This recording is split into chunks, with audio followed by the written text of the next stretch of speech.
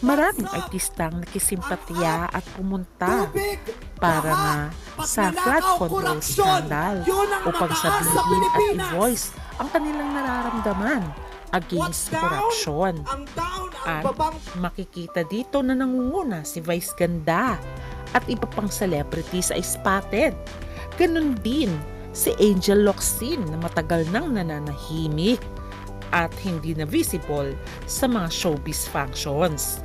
Ating alamin kung sino-sino ang mga celebrities na nagsidalo at nakiisa sa protestang ito.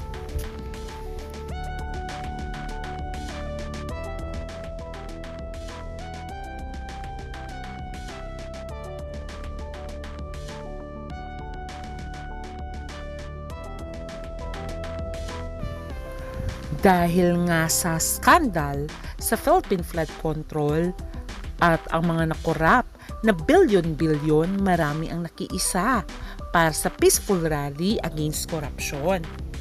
At nagbigay din ng mensahe ang matagal nang nananahimik at hindi nagpapakita sa social media na si Angel Locsin, at sinabi niya na gusto niyang makiisa. Kaya naman siya ay nag-post sa kanyang Instagram at ganoon din sa kanyang Facebook.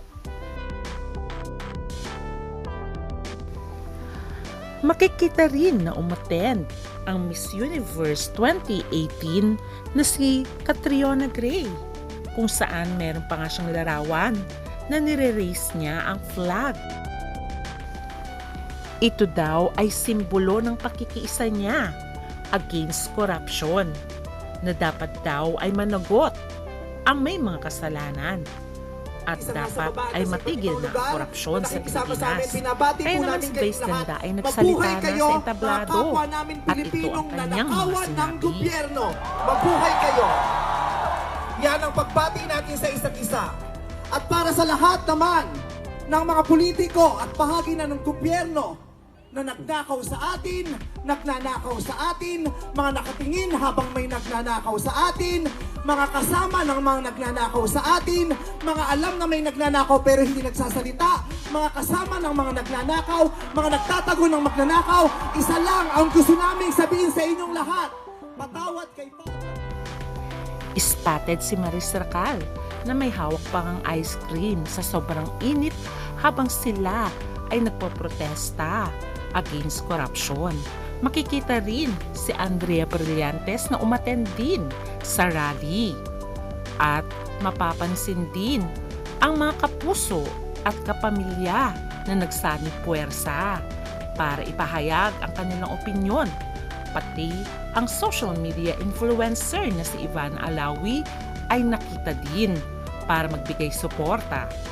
At makikita rin si Isa Calzado na may mga kausap pa siya habang sila ay nakikinig sa mga sinasabi ng bawat tagapagsalita sa entablado.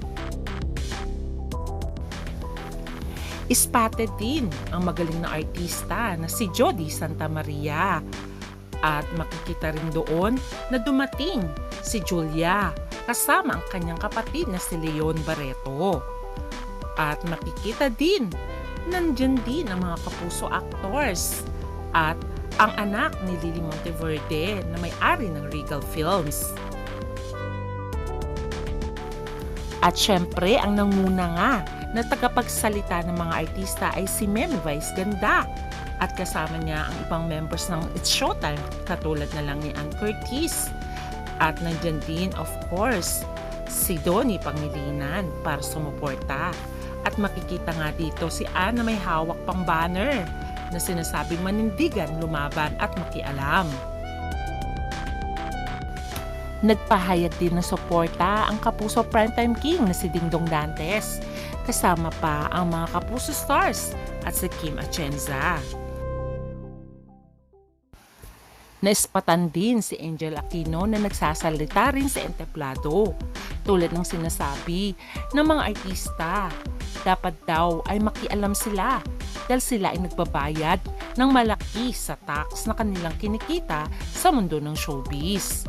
At tulad nga ng sinabi ni Catriona Gray na the Philippines will rise again and I will raise the flag. ibig sabihin lamang nito ay nire-raise ni Catriona Gray ang flag para makiisa, para dapat tapusin na ang korupsyon sa Pilipinas para magkaroon ng panibagong bukas ang bawat Pilipino.